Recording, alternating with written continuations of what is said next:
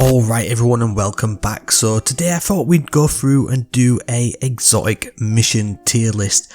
That is all because of the introduction of the brand new Encore exotic mission, which is coming with Act 3 of Episodes Echoes, which should be launching later today or already launched depending on when you watch this video.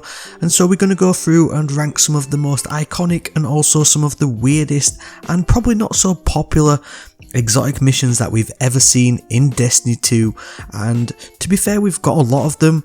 I've got about 12 on my list, and I know that there is a few more that haven't quite made the cut because they are technically exotic quests whereby you follow through a seasonal story to get, various exotics such as Aga's Scepter and stuff like that.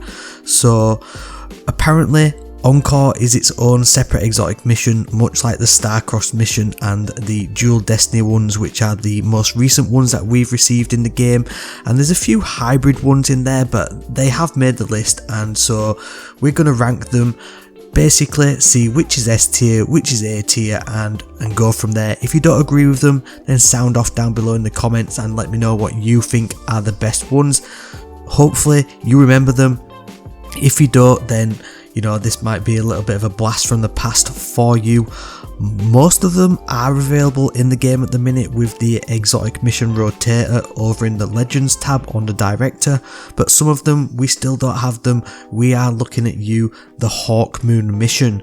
So we're going to start with the OG exotic mission, one that has recently been reprised and the one that started it all, to be honest, in Destiny 2, and that is the Whisper mission. Now there's nothing more iconic than the Whisper mission in Destiny 2. I mean, this thing was full of secrets, had an awesome exotic reward with the Whisper of the Worm exotic sniper rifle, which is doing absolute bits this season, so it's perfect, and it's a perfect place to start this tier list. And with it being the OG, I mean, it's an absolute no-brainer, to be honest, but this exotic mission is S tier, there's no doubt in my mind.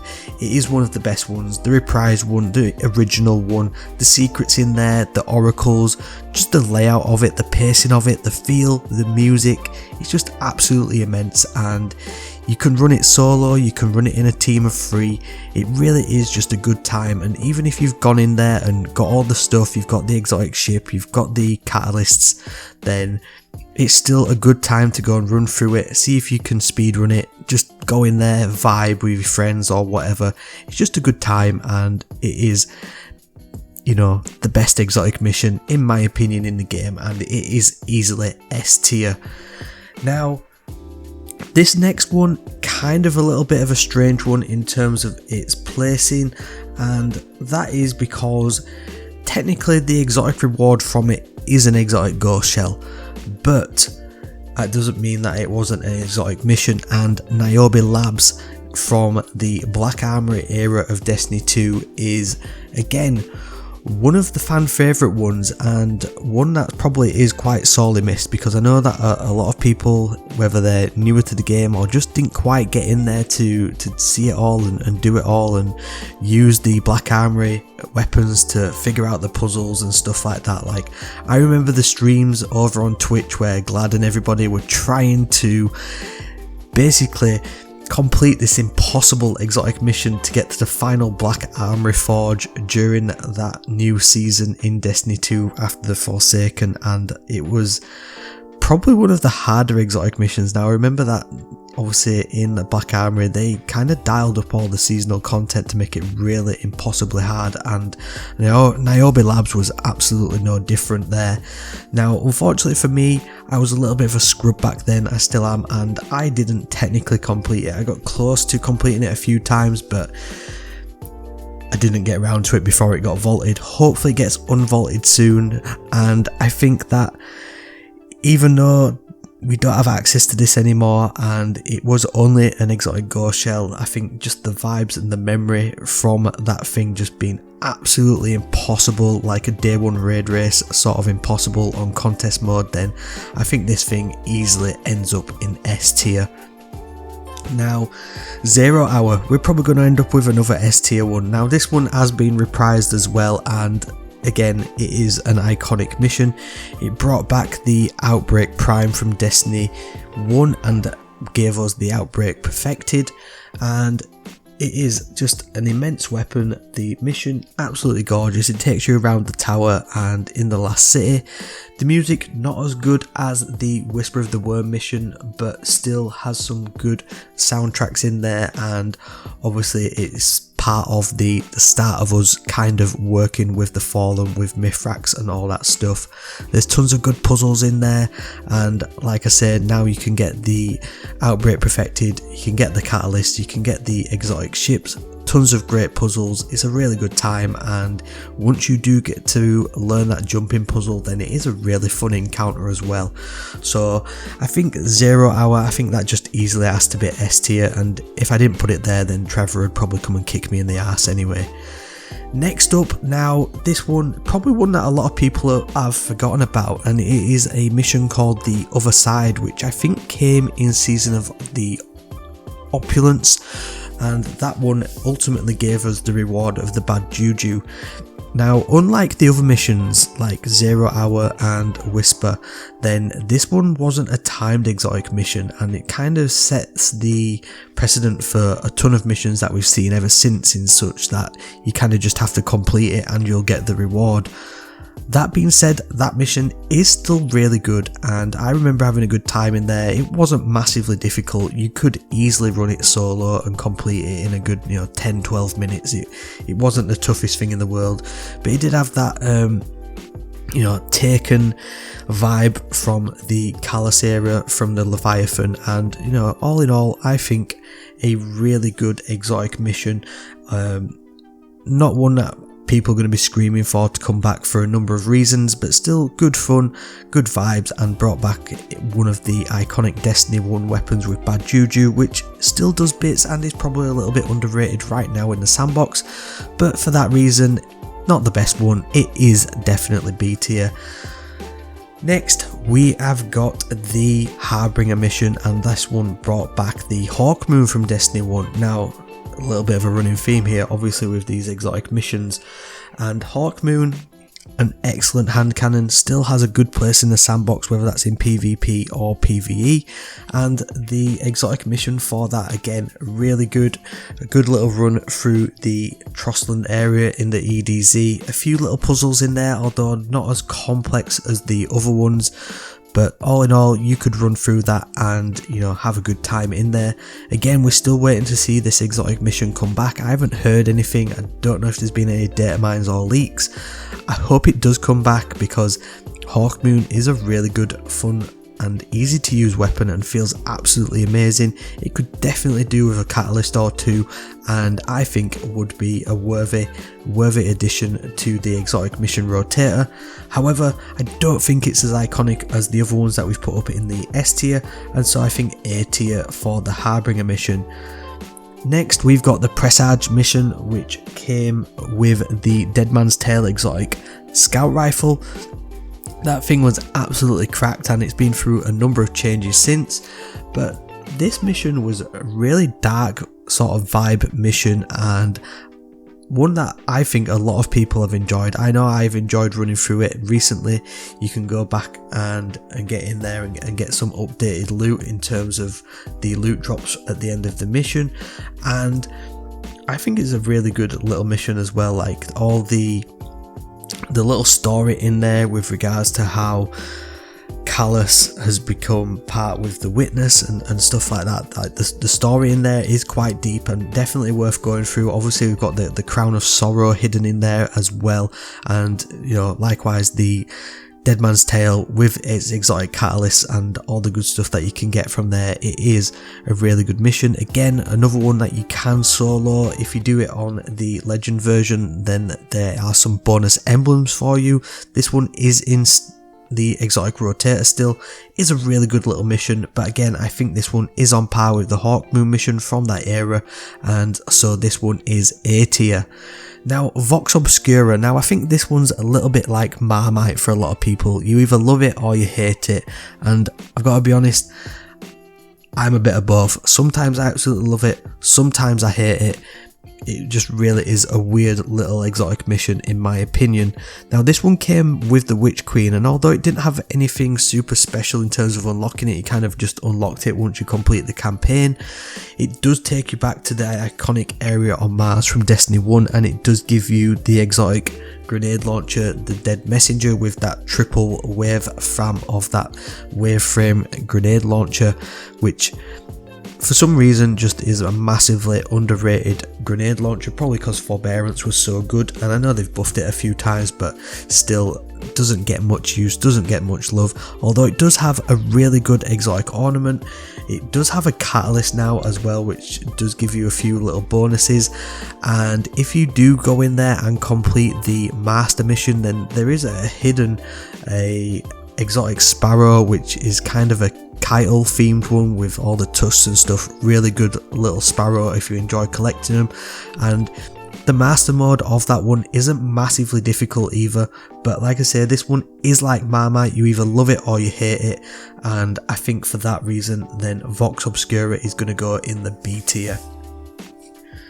Next we've got the Operation Sera shield. Now I think this one is going to hold a kind of a place close to a lot of people's hearts because of just the nature of the story of that season. Obviously it was Rasputin tied in and all the things that led up to Lightfall and ultimately to the final shape, and with that one it brought the Revision Sera exotic pulse rifle with its 2 mode burst fire and its 4 burst mode fire.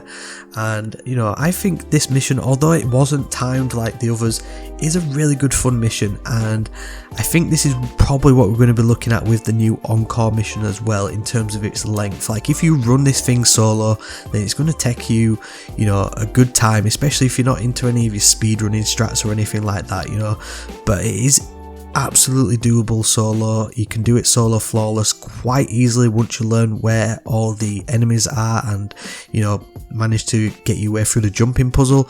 It has some of the most iconic scenery in the game. It does kind of harken back to that Beyond Light, you know, Deep Stone Crypt era, and one of my favourite times in Destiny 2 as well. I absolutely love the Operation Sera Shield exotic mission. Not too many puzzles in there like the other ones, but still an absolutely good time. And although the pulse rifle can be a little bit hit and miss with some people, I think this is a great exotic mission, one of the best ones that they've done recently anyway, and so I think we're going to chuck that one in A tier. Next we've got the Avalon mission, which gives you the exotic glaive, and glaives are absolutely trash, so that's why I can't remember what it's called. This mission, not absolutely anybody's favourite. You know, you can go through it again and get the exotic catalysts for the glaive, and it is really good. It does work really nicely with a few void builds, giving you pretty much an infinite void overshield, and any of your void artifact mods are really good. The aesthetics from this exotic mission though are really nice. It does kind of harken back to the Season of the Splicer with that, you know, futuristic Vex theme that goes on down there with the splicers and stuff like that. But I think this mission quite forgettable, although it is a good time. You know, like most of the exotic missions, they are good, but I'm just not a massive fan of it. I think if it had something more going for it, a few more puzzles, a few more secrets, I think Operation Avalon might have been a lot better. But I'm going to be absolutely ruthless with this one and put it as a C tier exotic mission. Next then, we've got the Whetstone mission. Now this one is a strange one. Like I said at the beginning, we do have a few that I've omitted from the list in terms of them just being exotic quests. This kind of is an exotic quest, but it's also an exotic mission within part of the seasonal content. As to whether it's going to come back, I don't really know. The way that you activated it with, you know, putting the objects into the thrall statues to open up the mission as you got through the second bit kind of go back to the way that we unlocked the original what was it? It wasn't Whisper. Was it Whisper way back when on the moon with the secret mission? I can't remember, but it kind of does have that little bit of a feel for that one. I did really enjoy the Whetstone mission though. I know that there's a little bit of a timer in there, so it does give you that little bit of, tension in terms of getting to complete it. I know a lot of people struggled, but I think at the time, in terms of completing it in Season of the Deep, arc builds were absolutely cracked, and I know for a fact that I pretty much just used to run Getaway Artists and just absolutely just run through this mission like they were nothing. The boss, really interesting boss. We've obviously got that pyramid vibes as well, with the a lack of lighting, which does really give it that really great, excellent feel. I did really enjoy this mission. There's not much to it in terms of you just getting through it, slaying out and completing the little bit of puzzles and objectives to get through to the next section. The exotic scout rifle with the wicked implement is a really good stasis scout rifle, very, very slept on. It is excellent in a ton of content and one of my favourites. Has some excellent ornaments as well if you've managed to pick any of them up from Eververse with your Bright Dust. I think this is a great exotic mission. I know some people don't like it, but not as iconic as the rest, so I think this is going to be easily in B tier. Next we've got the Star-Crossed mission, which was one of the more recent ones that we had with Season of the Wish. This brought with it the Wishkeeper Strand exotic bow, and again that bow is absolutely amazing. Probably not getting its use as much as it should be doing right now thanks to how crazy prismatic is, but Wishkeeper and this Star-Crossed mission are absolutely amazing. Tons of secrets in there as well, tons of stuff that's linked to the story from that season with using the exotic bow to unlock certain things. It does have a catalyst that you can get as well. It is a really good exotic bow, and I think Star-Crossed is one of probably the more underrated ones. It is in the rotator with the legend rotator up there in the exotic missions, and tons of secrets. Really, really good exotic mission. Can be done solo pretty easily. There is a master version which can be pretty tough, but all in all, tons of secrets. Perfect exotic mission in my opinion. Not as good as the originals, but absolutely worth running. A tier for Star-Crossed. Now we're moving on to Dual Destiny. Now this one is definitely a sore point within the Destiny 2 community. It is basically the mission that gives you access to the exotic class items. You can only unlock this after you've done a few prerequisites in terms of beating the overthrow missions on the various areas in the Pale Heart. The exotic class items are absolutely cracked, but the only problem with this mission is that you have to run it with another person and use communication. Doesn't seem like something that's massively difficult in the grand scheme of things, but given that Destiny 2 has conditioned players to being able to pretty much play solo for everything outside of raids, then this thing really did hit a little bit of a sore spot. So if you're not massively confident in speaking to other people or trying stuff with other people, then it is kind of difficult. Everyone's situation is totally different, and I do get that, but Bungie are making a few changes in terms of how you can get the exotic class items. So this mission though, if you have run it, it is fun, it is a good time, and the way that you unlock it was kind of a big secret. The puzzles in there really unique, can be quite challenging as well, especially as you're getting rushed down by tormentors and subjugators and stuff like that. But with the problems I think that we had with it, I think that this thing is going to have to unfortunately go in B tier. And so that leaves us with Encore. Now this is a little bit of a punt because I don't know what this exotic mission is going to entail. Obviously it's bringing with it the brand new Choir of One, which is essentially a special ammo void auto rifle, and it does going to look like it's going to have quite a good set of perks, to be fair, and is probably going to be a really good little thing to use in the sandbox, especially with the overload rounds and everything that's going on with the artifact as we finish up episode Echoes with Act 3. It is alleged that it's going to be one of the longer missions, one of the longer exotic missions that we've ever seen, so that in my opinion puts it on par with Operation Sera's Shield, potentially Star-Crossed as well, which can be quite long. If it has some good puzzles in there, if it has some good secrets, if it has some other good cosmetic loot, which this thing does really need to bang at this point, then this thing has potential to be A tier. If it doesn't and it's just going on length and it's not actually got any secrets in it, then this thing could absolutely bomb. But I'm going to edge on the side of caution, and for now I'm going to put Encore as a B tier.